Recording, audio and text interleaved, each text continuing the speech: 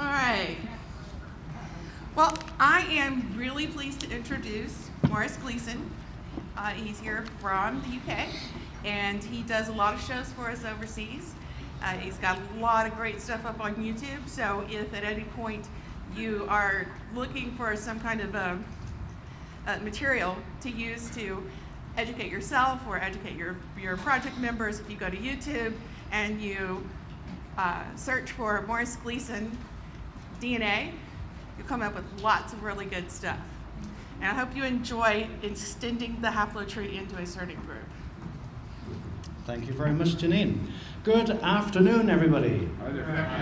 It's great to be here. It's great to see so many familiar faces, so many unfamiliar faces. It's great to be back in Houston, and a big thank you to Max and Bennett and the whole Family Tree DNA team for organizing the conference and for inviting me to speak today.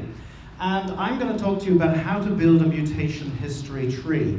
And this, in effect, is extending the haplotree into your surname project and into specific genetic groups within your project. Now, I'm going to try and finish a little bit early, but because I'm Irish, I tend to talk a lot. But it would be nice to have a little bit of time just to answer questions and have a little bit of a discussion. This talk is being recorded, I should say, and it is going to appear on my YouTube channel, which is simply DNA and Family Tree Research. And if you want to take any photographs of anything during the presentation, then please feel free to do so. So, the whole idea behind this is that with a lot of us, our family trees end at a particular point in time where the ancestor run out. And the idea would be that after the ancestors run out, these human beings in blue, the DNA markers could possibly take over and go back in time, possibly even to the origin of the surname itself. So it really is a method of combining SNPs and STR markers with known genealogies, using DNA markers when the people run out.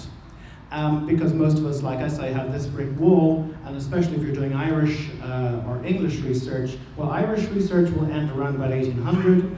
With English research, you can get back maybe into the 1600s, maybe into the 1500s.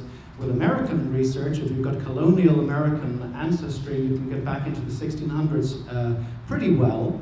But even if you get back to 1600, and the surname has been around for 1,000 years, you're still missing 60% of your family tree is not going to have any ancestors on it, going back to the origin of that surname. So this is where the DNA markers hopefully can fill that gap. Is it possible?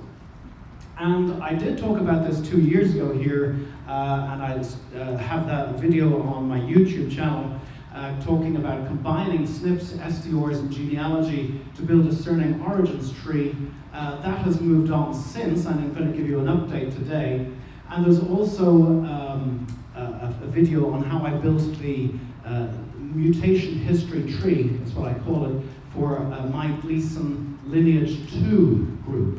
And those are the Gleasons from North Tipperary. So those are two videos that would be complementary to the talk that you're going to hear me give today.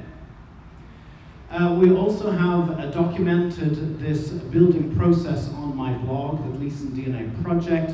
And there's a variety of different blog posts over the course of the last 2 years, since the last time I spoke here at Family Tree DNA, that just explain the actual process in a lot more depth. So if you're somebody that likes a written explanation of what actually went on, then this is all documented on the Gleason DNA Project blog. And I suppose one of the main reasons why this is now possible is because there's been a huge growth in the uptake of the Big Y test. And this is what happened with Gleason Lineage 2 in January 2015. There were 2 people with a Big Y test, these 2 people here. But then in April 2015, it had increased to 3 Gleasons. And then in June 2015, we had 5, including an NPE, whose great-grandfather was a Gleason. And then by October 2015, we actually had 6 people who had done Big Y test within our group. And you can see the way that the tree is beginning to break up into various branches. That there's a big SNP block here which kind of oversees all of the Gleasons. and then there's a branch here that splits into 2 branches, and this branching structure of the tree is becoming more evident as more people test. And then in June 2016, we had 2, 4, 6, and 3 is 9 people had done the Big Y test, and the tree had become just that little bit more complex. So the more people that tested, the bigger the tree became. And then in August 2016, we still have the 9 people. We now have we have 10 Big Y people tested in Gleason Lineage 2. And we've also been able to date each of those branches. And dating is not an easy thing to do, but we will be talking about it later on. And you can see that the TMRCA, time to most recent common ancestor, is about 1900 for these 2 people here who are brothers. 1650 for this branch here, 1350 for this branch, 1500 for this branch, and maybe going back to 1050, 1125, and 500 AD. So we'll talk a little bit about dating and the kind of problems that you have trying to assess that. The other big advance in terms of Gleason Lineage 2 is that having done 10 Big Y tests on this group of what is now 37 people, I then identified all of those SNP markers that were shared by the Gleason Lineage 2 group, and also for each of those 10 Big Y tests, I harvested the unique SNPs for each of those members, submitted them to Family Tree DNA, and they were kind enough to put them on the Z255 panel, which immediately became a very Lineage 2 specific SNP pack. And I tested another 10 people in the project with this very specific SNP pack. So altogether, I've tested 20 out of the 37 members of the project with downstream SNPs. SNPs that are way, way, way downstream and more approaching the present day. So those are the 2 big things that have happened over the last 2 years. 10 Big Y tests, and then the SNP pack, which is very Lineage 2 specific. In December 2015, this is what the Lineage 2 mutation history tree looked like. It wasn't a very pleasant one to look at, so it was tidied up. By a year later, we had 6 branches, 9 Big Y tests, 29 members with 20 people on the tree, and you can see here the various SNPs on the left-hand side of the lines, and the STR markers on the right-hand side. And we had 6 branches, A, B, C, D, E, and F. 4 of those branches were defined by SNP markers, by Big Y data. 2 of them were defined on the basis of unique STR patterns within the STR data. We'll take a little bit of a look at that. Those 2 branches, and you'll see them here because they're not highlighted in any color, were branch F. This was on the basis of an STR pattern, and branch E was on the basis of an STR pattern. Both of those branches were subsequently confirmed by the Z255 SNP pack testing, which showed that they did actually have a unique SNP marker that defined that particular branch. And then in November 17, up to the present day, we have 11 branches, 10 Big Y tests, 10 SNP packs, 37 members. 32 of those members have been, we have been able to place them on the tree. So I haven't been able to place everybody on the tree, but I have been able to place the majority of my project members on this mutation history tree. So you cannot see the detail there, I'll show it to you later on. But what we're going to do today is look at the evolution of the tree over time, building a mutation history tree using the visualization method that I employed, which really is just kind of it's very much a hands-on approach. The other thing is, and to do this visualization method and build the tree, the first step is to identify the subgroups within the overall genetic group. Secondly, to then place each of those subgroups on a particular branch of the tree. Thirdly, check your data against the SAP program, and I'll tell you about that in a moment. And fourthly, date the branching points. So those are the kind of 4 steps that I do in this visualization method. And we mentioned the SAP program. This is the SAP program created by Dave Vance. And it's a wonderful program because 2 years ago, I had a wish list. And I said, I made some predictions. I said, in 5 years' time, In your GAP project pages, there will be a button, and you hit that button, and the mutation history tree for your groups is automatically generated. The good news is we're almost there. And Dave Vance has actually put together that program that allows you to do this. So we'll take a look at some of his outputs for this program later on. He also gave a talk just a couple of weeks ago in Dublin at the Genetic Genealogy Ireland conference. It's available on Facebook. It will be uploaded to the Genetic Genealogy Ireland YouTube channel within the next couple of weeks when I get home. But it's a very, very good talk explaining how the SAP program works. So for those of you who like to do things the easy way, which is automated, you can just use the SAP program and it will produce a mutation history tree for any of the major groups in your surname project. So a wonderful invention by Dave. But why would we do this? Why would you create a mutation history tree for a particular genetic group in your surname project? Well, there's a variety of different reasons. I think there are many benefits to both the project and to your project members. It's a very nice visual summary of a large amount of project data. And it's a nice way of just saying to people, look at this diagram. And I go, oh wow, okay, now I understand where I fit into the big picture. So it's a wonderful way of visualizing what you are doing for your project members. It also helps communication with project members because you can say, oh, you sit on branch F, and that means you're very closely related to people, and it looks like your common ancestor is about 7 generations ago. Now go away and see if you can find the data to actually document that and prove it. It allows members to see how they are all related to all other members. So it gives them a much greater sense of where they fit in the big family for that particular surname project group. It also gives a clear view of how the surname has evolved over time. And that can be very interesting, especially if you have surname variants in your project. And you can see when it happened and when they occurred. It also defines the branching points over time, and you can date those branching points, of course, as well. It shows how close or distant the various branches are to each other. It probably gives you a better estimate of the time to most recent common ancestor of the branches than the TIP tool that we would normally use to look at how closely two people are related to each other. So it gives you a better idea of the TMRCA estimate for branching points. It probably gives you a better date for the most recent common ancestor for the entire group. Now that might be the surname originator, or it might be within 100 or 200 years of the surname originator. And is a very useful visualization to add to your project publicity. And that will draw in more recruits and get more people interested in the work that you're doing because you've produced a very nice, pretty family tree for the entire genetic group.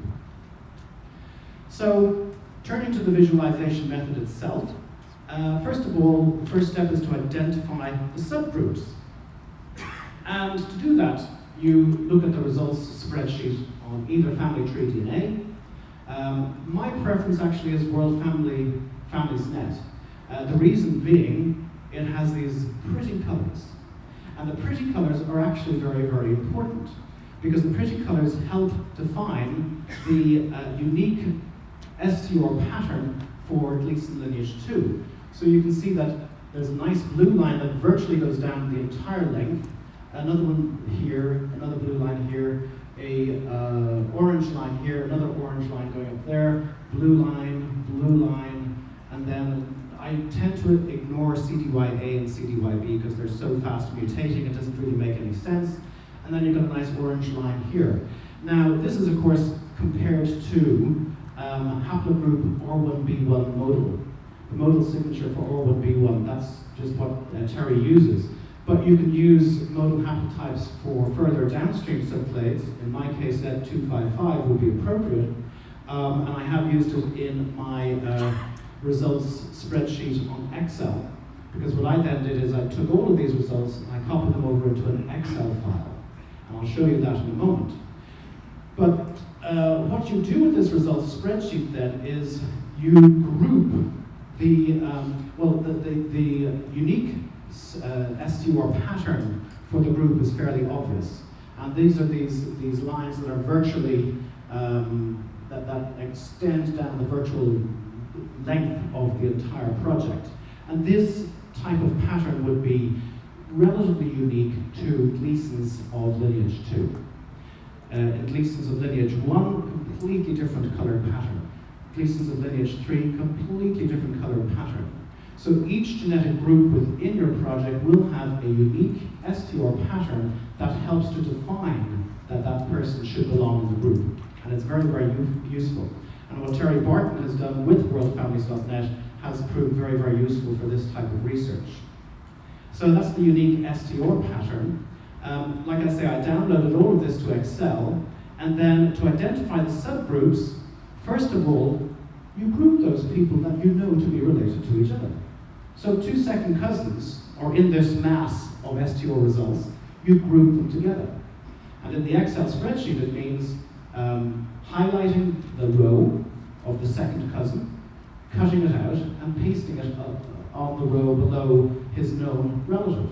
And that way, from a group of 37, you're gradually moving people into subgroups within the overall group. So that's the first thing you do, is you group known relatives together, because their DNA signature is going to be virtually the same. There might be one mutation, possibly it's an exact match. But that's the first step. The second step, some people will have tested downstream SNP markers. They'll have done the big Y, they'll have done a SNP hack. Those that have sufficiently downstream SNP markers, you can group those people together. And I'll show you what that looks like in the Excel version of the spreadsheet in the next slide. The third thing you do to identify subgroups is that those people that are really, really tightly related to each other by virtue of genetic distance, you can put them together. And I mean a genetic distance of 0 out of 37, 1 out of 37. Those ones you can say, well, they're probably really tightly related to each other. Let me put them in the same subgroup as well.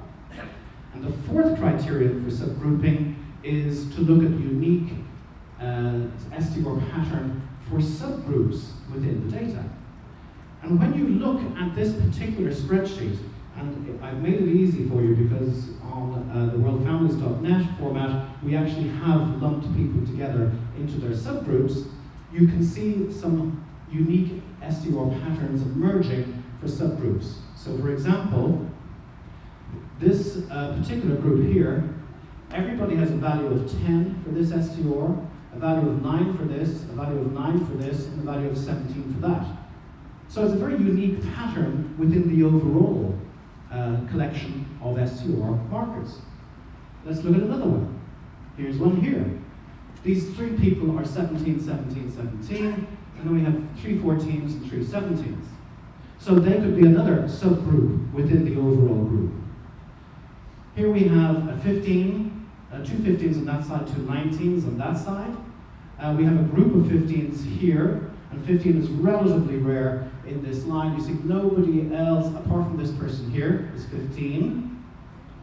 But he probably has different markers to the others. Yeah, he's got a 14 there. That could just be an individual mutation, but you know, that's the way you would you try and group people together that have the same STR pattern. Now, an STR pattern based on 1 marker is not as convincing as an STR pattern based on 3 or 4, like you see in the other examples.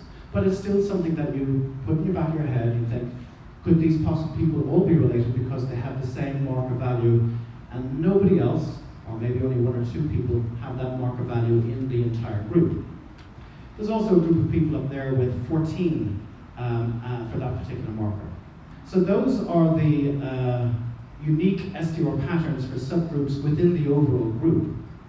And you can see these patterns emerging as you analyze the data and as you look and become bog-eyed looking at this mass of numbers. But like I say, I transferred everything to a spreadsheet, and the members in yellow were related. These were 3 brothers. These were 2 second cousins. These 2 people were related as well. So that was the first criterion, known relatives. SNP markers, 2 of the brothers had tested, and they were positive for the same SNP marker. 3 people down here were positive for the same SNP marker. They were lumped together, and these are downstream SNPs as a result of the big Y test. These 2 people had also tested for this particular downstream SNP marker. These SNP markers were actually very similar to each other, very close by, so they were lumped together as well. The last 2 branches, branch E and branch F, it was based on the STR signature, a unique STR pattern in these 2 particular subgroups here. And that was later confirmed by SNP testing. So that is a summary of how you actually go about finding subgroups within a genetic group within your family, within your project. So the next step, once you've identified these subgroups, and of course you won't be able to put everybody in the project into a subgroup, which is why I haven't been able to put everybody on the tree. There's 37 members in the project. 5 of them I could not place on the tree, so they're put to the side. I'm still waiting to have enough evidence to put them into a specific group. But once you have identified subgroups, the next step is to place them on the tree. There will be several subgroups. You don't know how they are related to each other. You know, which comes first, where, you know, are some of them more closely related to each other, which are the most distantly related? You don't know. You need an anchor to start the whole process of placing them on the haplotree, on the tree of mankind. And in order to, and they also need to be placed correctly relative to each other. So this is where the tree building comes into place. You've identified the branches, now you have to place them on the tree. And in order to do that, you need an anchor. And the best anchor to have at the very, very top of your tree is the modal haplotype of the nearest major subclade. And for Gleason lineage 2, it was Z255. And I extracted that Z255 modal haplotype from the OR-L21 haplogroup project. And again, it emphasizes the importance of having your members joining haplogroup projects so that they can generate these type of modal haplotypes that will then be useful for your particular surname project. So I use the Z255 modal haplotype as my anchor. Now that is about 2,000 years old. Z255 about 2,000 years old, and of course with my Gleasons I'm only really interested in the last 1,000 years, so there will be 1,000 years of difference between Z255 and the most recent common ancestor for the Gleasons of lineage 2. But I'm using Z255 as my anchor for now. And of course, when you build this tree, what in effect you're getting is the best fit, given the data that you have. It probably is a very good approximation of reality, but it's not reality. It's the closest you're going to be able to get with the data you have available. Having the Z25 modal haplotype as the anchor, you then identify single mutations within your overall results spreadsheet, because those single mutations that are not shared by anybody else in the project are probably specific to that individual, and you can kind of put them to one side. They will help when you're looking at the branching within a subgroup. So the subgroup might have 4 or 5 people in it, and those single mutations will help you place people on different branches in that subgroup. So it helps defining the branching structure within subgroups, but then you inspect each subgroup marker by marker, asking the questions, does this marker value differ from the marker value of the Z255 modal haplotype? And also, is it unique for that particular subgroup, or am I seeing a parallel mutation in another subgroup? And this is where you end up playing a game of chicken and egg. Which came first? And you're trying to see where the subgroups relate to each other, and what's the most parsimonious way of putting them into your tree. And by most parsimonious, I mean what configuration of mutations gives you the least number of steps for your mutation history tree. And I use the old technology of a paper and pencil, and I draw it out. Sometimes I need a little help from a relative. I use this relative. It can be a little bit mind-boggling, trying to figure out, does that come first, or that, oh, if I put that one up there, then that makes more sense. That's less steps than what I had previously. It takes a while. It's easier than it looks, but once you've written it out on paper, then you can transfer it to Excel and make it look pretty. And that's how I generate my trees in Excel. The other thing that you can do is once you've worked it out for yourself using this visualization method, you can check it now against Dave Vance's SAP program. And to do that, all you have to do is create a text file of your results. And you click on this button here, choose file, and that text file goes in, and it takes a couple of seconds, and it spews out a mutation history tree based on the data that you put in. But SAP is much more than Fluxus. Now, how many people have used Fluxus?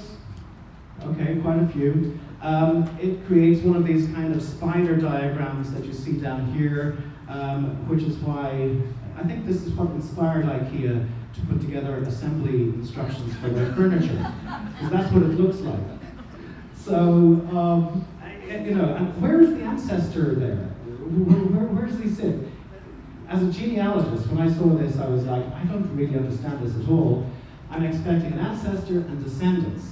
And that's what Dave's SAP program does. It actually produces a tree that looks like a genealogical tree. It allows you to put SNP data in, which is something that Fluxus does not do. So you can actually anchor various subgroups by putting in the SNP data. So you saw in the example that 4 of my branches, 4 of my subgroups, had SNP markers that defined them. Those can be put into the program, and you can anchor those subgroups with those SNP markers and say, these people are all descended from this SNP marker. These people are all descended from this SNP marker, and so on. The other thing that you can put into the program is actual ancestors. So if you have documentary evidence that several people are connected by the same ancestor, that ancestor can go in the program as well. It also produces a tree, and it also dates the branches. So this is another way that you can actually date the branching points within your mutation history tree. And this is the kind of output. You don't have to worry about the detail, but you get an idea of the actual structure. So Dave's program actually produces a family tree with an ancestor, with branches, with various branching points, with time to most recent common ancestor, or dating points for the branching here. So these are, in green you have the dates. It has all the STR markers that change or mutate over time. And you can see how it relates to my mutation history tree. Branch A is there, branch B, branch C, branch E is down there. Branch F is split between these 2 people here. Branch D is split between these 2 people here. This was an early version of the tree, and since then Dave has been constantly upgrading it and refining it. So the output will look slightly different now and much more akin to what I was able to achieve.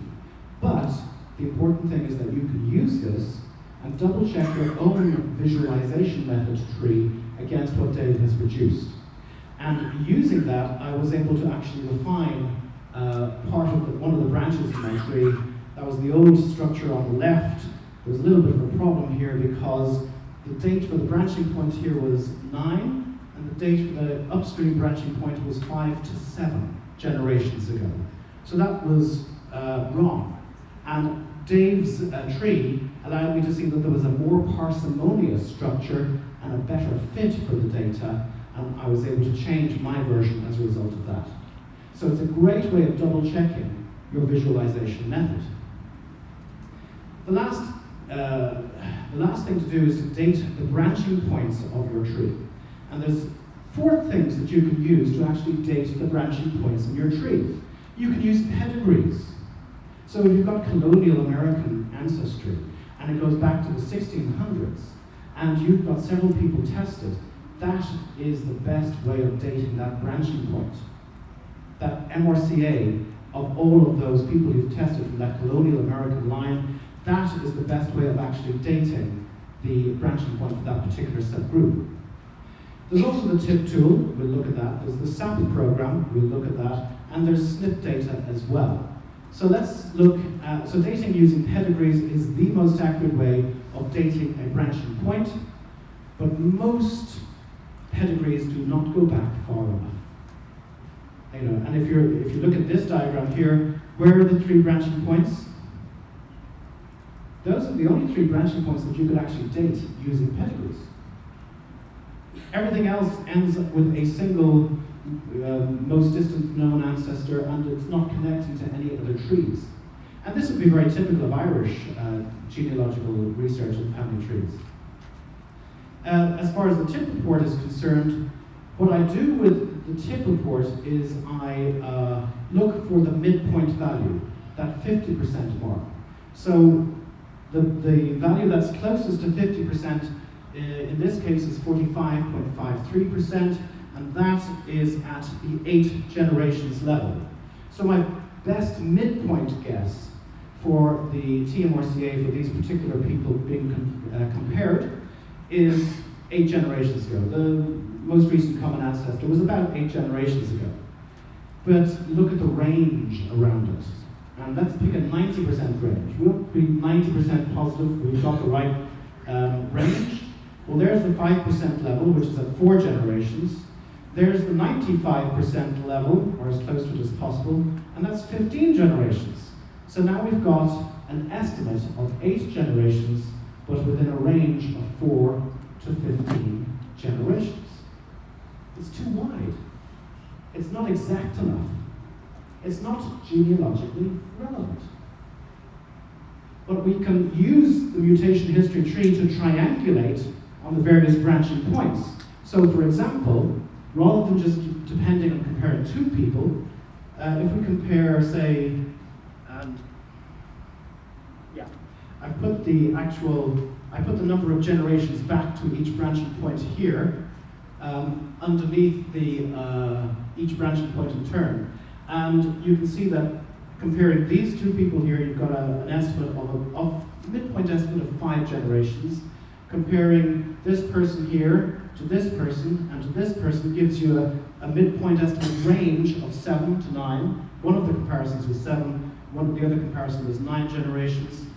Going back here, comparing and triangulating all these people onto this branching point here, you get a midpoint estimate of anywhere from 9 to 17 generations ago.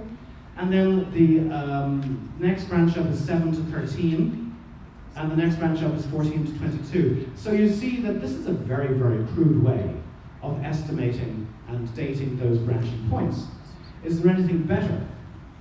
Well, we could use the SAP program. And Dave's SAP program, his TMRCA estimates are based on Ken Nordtvedt's interclade aging methodology, which I don't know a lot about at all. But it is a least squares analysis using STR differences and mutation rates. And you can see here that the nodes in Dave's SAP program trees are written down here in green. The TMRCA is 8 generations within a range of 7 to 9, giving an approximate date of 1700 AD for the birth of that most recent common ancestor at that dating point, within a range of 1700 to 1750. Now that seems a lot more accurate, a lot more exact. I'm not going to say accurate, because everything I'm showing you here is accurate statistically and inexact genealogically. And that's a major important point, is that when we try to do this dating, it may be accurate statistically, but genealogically it's not exact enough. And it's like the story I tell of the genealogist and meets the statistician at the cocktail party, and the statistician says, "Oh, you'll be pleased by this. I started doing my family tree." And the genealogist was like, "Oh, that's fantastic. Who are you starting with?" "Oh, my grandfather." "Oh, really? When was he born?" "Ah, well, I'm 95% confident that there is a 90% probability that he was born sometime in the last 24 generations." Statistically exact, statistically accurate, but genealogically inexact. There is, yes, Dave's SAP program also has SNP-based estimates. Now, SNPs are great for dating the more upstream branches of the tree, the reason being that you've got much more SNPs to play around with. But when you get down into a surname project, you may only have one SNP in each of the branches, and you're playing with a lot less data. And what happens when you play with less data? The range around your estimate gets very large indeed. But Dave has a SNP reference tree, and my Z255 group is here. You can see that Z255 is dated to 300 AD. The next one down is 550 AD. Then we have 1000 AD for A557. My particular branch is this one here, A5631. We have a date of 1150 for this, 1300, 1200, 1600. So he is using it to date, these various branching points. But at the end of all of these different methods for dating the branching points, you're still left with a big question. Which estimate is the best one? Thankfully, there is a very easy answer to this difficult question. And it is the one that best fits your preconceived ideas. So it's just like, you test with autosomal DNA and you get your ethnicity, makeup from a variety of different companies, and you're wondering which is the best one. Whichever one fits your preconceived ideas. That's the one we choose. Why? Because that's what we're geared to do as human beings. We will naturally be biased to what we want to believe. So, and I love this. This is from Donna Rutherford, who said this in Dublin. I said, I'm stealing that, and I'm using it, and I'm letting you know in advance. So, whereas the pedigree method is the most accurate, none of us are going to have pedigrees that go back to every single branch in our mutation history tree, certainly not before 1600 in the majority of cases, and for many of us not before 1800, leaving 80% of the tree undated. But, and the other methods are statistically accurate, but not genealogically exact, and it's highly likely that they never will be. But we will always be prone to wanting to pick the one that best suits our preconceived ideas. Take-home message, dating is difficult, and it'll just give you ballpark figures. And if you want to know, did my 7 times great-grandfather, was he born in 1570 or 1600, it probably will never tell you that, even if we go up to 500 STRs, because the range around the estimate is still going to be far too large. So that's how we ended up with this mutation history tree for Gleason lineage 2, and I'm going to show it to you now in a little bit more detail, but having created this tree, the next thing that I did was I added on the pedigrees of each of the members like baubles on a Christmas tree. And that is what I'm going to show you now is the mutation history tree. Here it is here. It's available as a PDF file and anybody can download it. But I'll just show you what it looks like so you can get a better idea of what's involved. So there we have Z255, dated to about 300 AD, and we come down through the various mutations. You can see that related surnames, Tracy, Miller, Phelps, Prendergast, Carroll, McMahon, Webb, and McDonough, they branch off as time goes on, and there are STR mutations along the way, which I was able to get from Nigel McCarthy's brilliant work on the Z25 project. So a lot of my work was based on what Nigel has done. You can see that when we get down to A5631, this is the SNP, that is the overarching SNP for all the Gleasons of lineage 2. And that is dated to approximately 30 to 32 generations ago. And 30 generations ago is going to bring you back to roughly 1000 AD. So are we looking here at the originator of the Gleason surname in this particular genetic group? That's the fascinating question, and I think we're very, very close to him.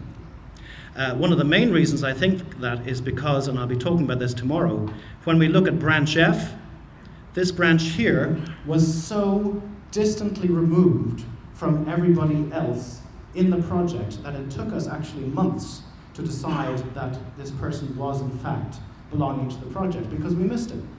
The genetic distance from branch F to other people in the project, the minimum genetic distance is, I think, 9 out of 37. 9 out of 37, 10 out of 37. The maximum genetic distance from anyone in Group F to anybody in the rest of the project is 13 out of 37. And this is SNP confirmed. They are related to each other by a downstream SNP. Moving across the project, we have these various groups, and you can see that the colored lines indicate that the SNP in question, which in this case starts up here with BY5706, it comes down here, it comes over here. So this person down here, G05, is BY5706.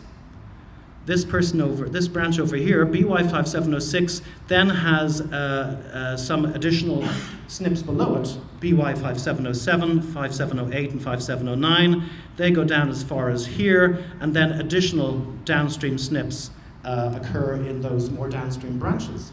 So it's a great way of visualizing where the SNPs occurred in the group. And then coming over here, we have a crude timeline on the side, and you can see it goes back to about 1050, which is where SNP dating is also predicting that overarching SNP for this lineage occurred. And it just gives you an idea of what was happening over the course of the 1,000 years. Then I have the various kit numbers that people tested, and then we actually have their ancestral lines. And you can see the majority of them go back to about 1800. You can see them all there, and that's all we know. They all end about 1800, and we don't have many of them that actually have a common ancestor. The MDKA profiles then is I encourage the members to document the details of their most distant known ancestor. What was his surname, his forename? So we have a Thomas and a Thomas coming from the same area and on the same branch. Is this a family name that was passed down to this particular branch of the Gleasons? We also have where they were born, where they died, the spouse's name.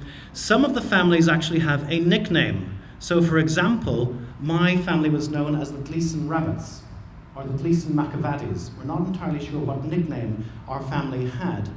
Gleason Rabbit would have been called Gleason Rabbit because rabbits would have been captured, killed, and sold as meat, and you get a shilling for each of the rabbits. And the people around Tralee remember the Gleasons from my area cycling around with dead rabbits hanging off the handlebars. So that might be very much where we got our surname nickname. The reason why the various Gleasons in that neighborhood had nicknames was because there were so many of them that you had to distinguish between the various Gleason families in North Tipperary.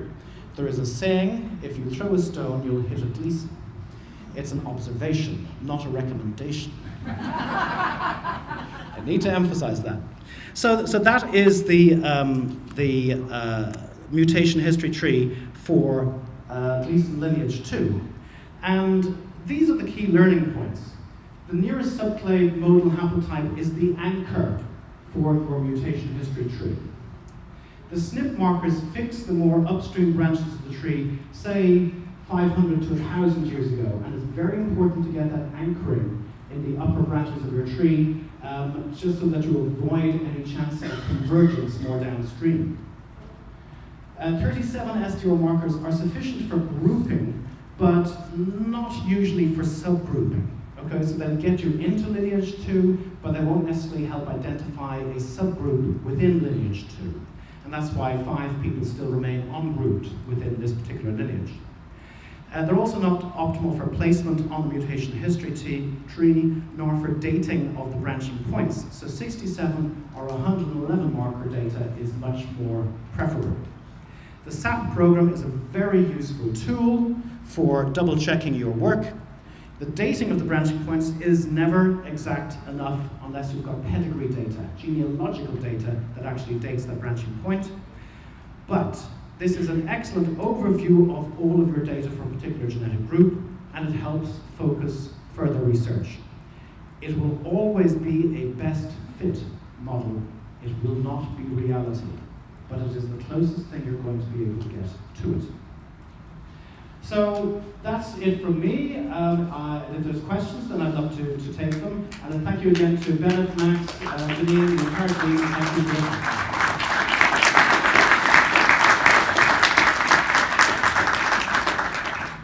So we might have a few questions. We've got a question from John Farris. I don't know if we have a microphone, Janine. Do we have a microphone? Not.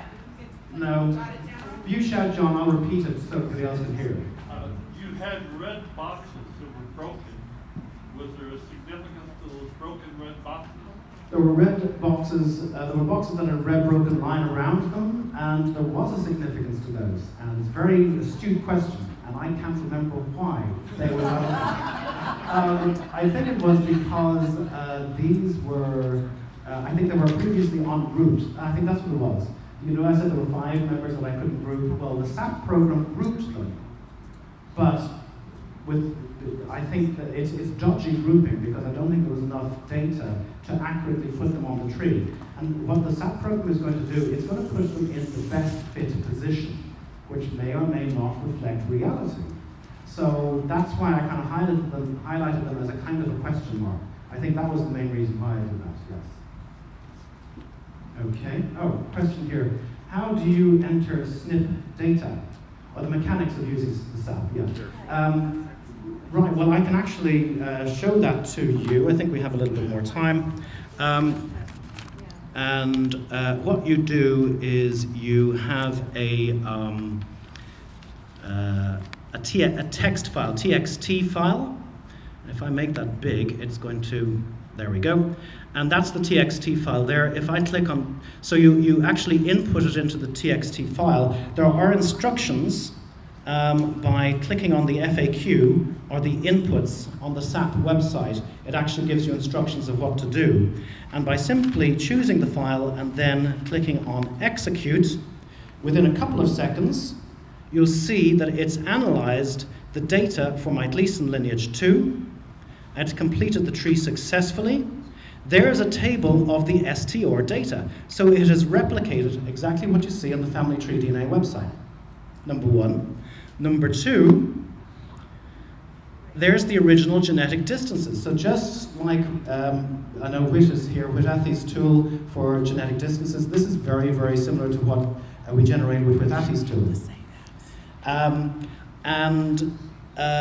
Not only does it give you the original genetic distance, but then having put people appropriately in the mutation history tree, it actually adjusts the genetic distance and gives you a much more accurate genetic distance based on the placement in the tree.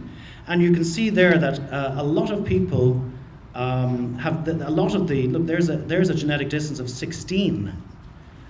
So 16 out of 37. So it's different from the original genetic distance because it's taking into account the placement of the people on the tree and the various STR values that intervene. This is where you put this is how your SNP data appears. You'll actually write it in the text file, and there's a simple way of doing it, and then this is how it appears. So I've got all of these SNPs in Gleason lineage 2. These first 3 people here are positive for the first 4. These ones are positive for those ones. So that's how it appears in the table. And then it has some STR data here down as well. It's calculating the mutation rates for the STR markers based on your data in this specific genetic group. At the very end, it says get the SAP tree. It's downloading it somewhere down here. Okay, and there it is there. So the SAP tree comes up, and we can increase that, and you can see that that is the SAP tree with the dating points. So it's a very simple program to use. The difficulty is the SAP program publicly available? Absolutely. Just if you search for it or you go to jdvtools.com, you'll find it. Dave Vance, the SAP program. How do you convert the CSV file to a text file? With great difficulty. It's very fiddly, but what I do is Dave has actually given us a sample file, and if I go back to his yeah, if you go into the inputs or the FAQ, you can download his sample file and just replace the data in the sample file with the data from your own particular genetic group. I do it manually and it's a pain in the neck. And I do it for every individual. Well, the thing is that you can copy and paste it from an Excel file into the TXT file, but that screws up the formatting somehow, and you just have to play around with it a huge amount. So it would be easier if you could get somebody else to do it. Through trial and error, you know, just drink lots of Captain Morgan, you'll be fine. Through trial and error, I was able to do it. So that's how you convert a CSV file to a text file, or how do you make the TXT? Yes, we covered that. How do you differentiate each individual SNP data when entering into SAP? We covered that. Is there one record of SNPs per tester? Yes, well, it depends really how many people, the number of people that have done SNPs, you just put in their SNP data, and that anchors them. It won't anchor anybody else who hasn't done that particular SNP testing, but it will anchor those people within the tree. Last question. Your first mutation tree slide used a format of a block diagram. It is used in many online O1B subgroup projects. What software produces these diagrams? I have no idea. Alex Williamson's tree is where for the first one, I just kind of copied and pasted, took a screen grab of the SNP block from Alex Williamson's tree and just plonked it on that early version of the mutation history tree for Gleason Lineage 2. The two subsequent versions, of course, I've done in Excel. So all those pretty colors, everything you see there is just generated in Excel, and it's a relatively easy thing to do. So that is it, and thank you very much for your questions. Thanks, Morris. We have a break now. Then they're going to move the wall, and we'll be back into one big section. So 15 minutes, please. Thank you very much. Only, like we see that there's like, say there's the 23519 positive, on their example. Does SAP support the extended Y full STI?